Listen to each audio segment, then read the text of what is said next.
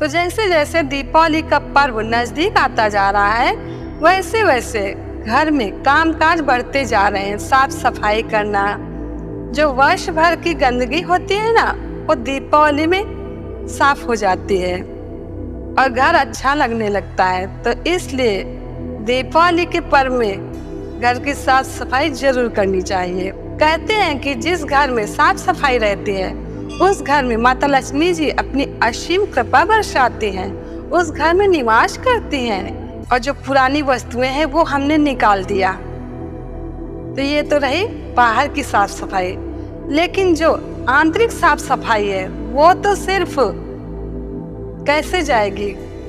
जो जन्म जन्मांतर के अवगुण हमारे अंदर विद्यमान है वो कैसे जाएंगे? वो तो सिर्फ मंत्र जप और गुरु सेवा, गुरु सुमिरन से ही जाएंगे। तो इसलिए जिस प्रकार दीपावली में हम साफ सफाई करते हैं, घर की यदि हम साफ सफाई नहीं करेंगे तो गंदगी इकट्ठा होती रहती है, फिर कचरा जो है वो इकट्ठा होकर ढेर सारा बन जाता है। तो ठीक इसी प्रकार जो हमारे अंदर जो जन्मों जन्मों से अवगुण विद्यमान है वो कैसे जाएंगे? वो तो भगवान का नाम लेने से, भगवान नाम जप करने से, सेवा करने से ही जाएंगे।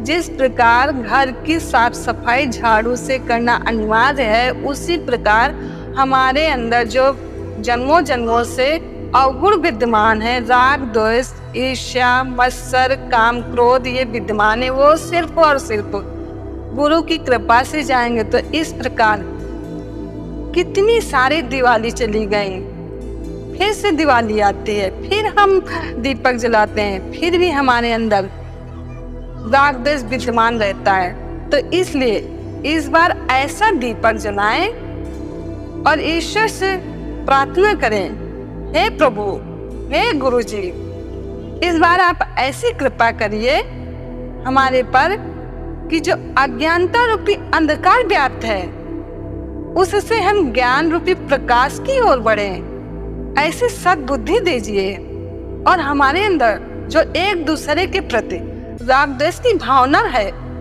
वो मिट जाए और हम आपस में एक दूसरे के प्रति प्रेम की भावना जागृत करें। ऐसी प्रार्थना इस दिवाली में ईश्वर से करिए, अपने गुरुदेव जी से करिए और प्रार्थना अवश्य फलती है। तो ऐसी प्रार्थना अवश्य करिए। तो घर की साफ सफाई करते समय दीपावली में एक बात का जरूर ध्यान रखिए। क्या ध्यान रखना है?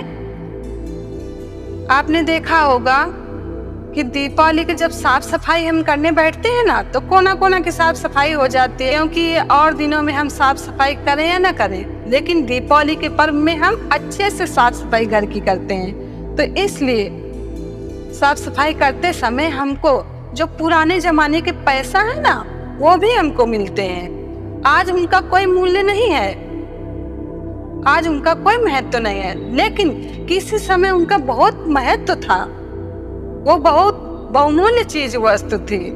तो इसलिए उन्हें कभी भी फेंकना नहीं चाहिए। क्यों?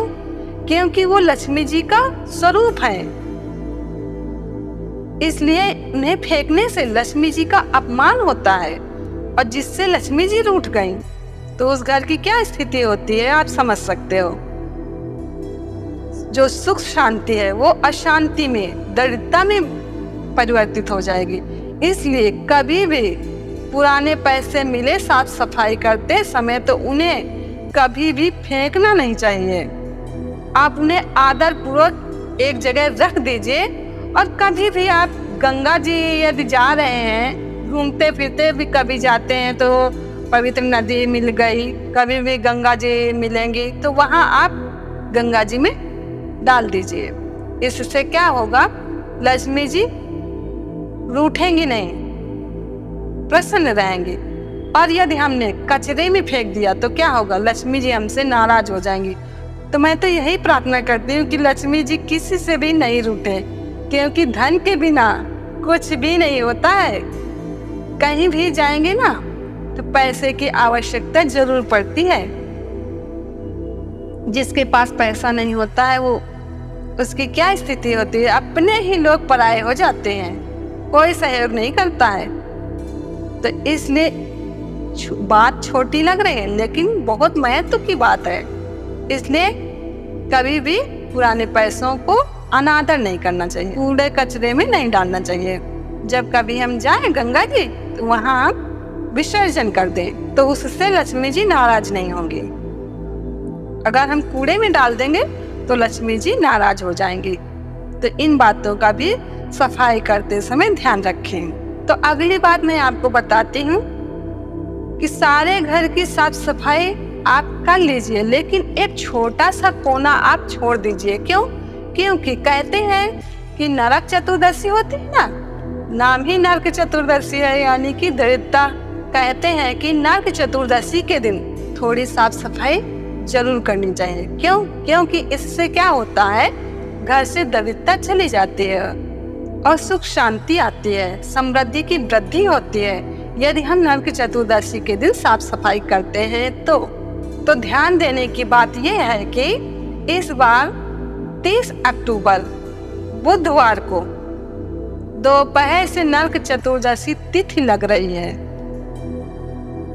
और आपने सुना है और मैंने भी बताया है कि हिंदू धर्म में उदया तिथि का बहुत महत्व होता है। तो उदया तिथि के हिसाब से नरक चतुर्दशी गुरुवार को दोपहर तक पहुंच रही है। तो यहाँ पर ध्यान देने की बात यह है कि साफ सफाई ना कभी भी गुरुवार को नहीं करना चाहिए। तो साफ सफाई में क्या, जो घर में जाले लगे होते हैं ना, वो गुरुवार के दिन कभी भी नहीं छुटाना चाहिए। और पोछा लगाने से भी परहेज करना चाहिए। और नरक चतुर्दशी में लैट्रिन बाथरूम की भी सफाई की जाती है। तो इसलिए इस बार गुरुवार को दोपहर तक है, तो इस बार उदया तिथि को हमको नहीं लेना है। गुरुवार के दिन हमको लैट्रिन बाथरूम की सफाई नहीं करना है। तो लैट्रिन बाथरूम की सफाई और जो कोना हमने छोड़ा हुआ है चतुर्दशी के निमित्त कि उस दिन हम साफ सफाई करेंगे, जिससे घर की दरिद्रता चली जाएगी।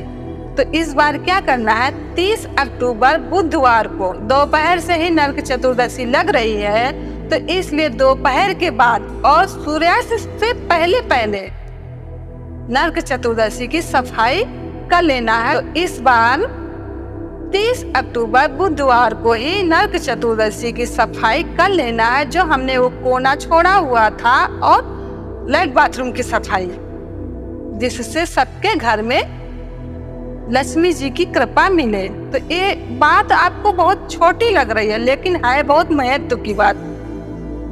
गुरुवार के दिन साफ सफाई से परहेज करना चाहिए। उसमें भी विशेष करके जाले नहीं छुटाने चाहिए और पोछा नहीं लगाना चाहिए। है छोटी बात लेकिन है विशेष बात। और लैट्रिन बाथरूम की भी सफाई गुरुवार के दिन नहीं करना चाहिए।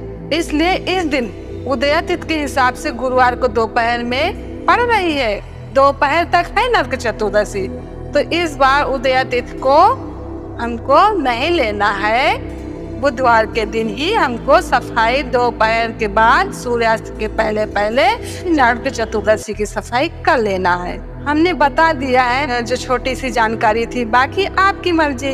आप अपने घर के रीति रिवाज भी अपना सकते हैं, जरूरी नहीं है, लेकिन इससे परहेज करना चाहिए। तो और भी एक महत्वपूर्ण जानकारी आप लोगों को इसी वीडियो में दे देती हूँ, क्योंकि आगे समय मिले या ना मिले, क्योंकि घर में मुझे भी साफ सफाई करनी है। दीपावली का पर्व ऐसा है कि समय नहीं मिलता है। तो इस बार क्या है, 31 तारीख गुरुवार को दोपहर से अमावस्या तिथि लग रही है, और अमावस्या तिथि में ही दीपावली पर्व पर महालक्ष्मी जी का पूजन किया जाता है।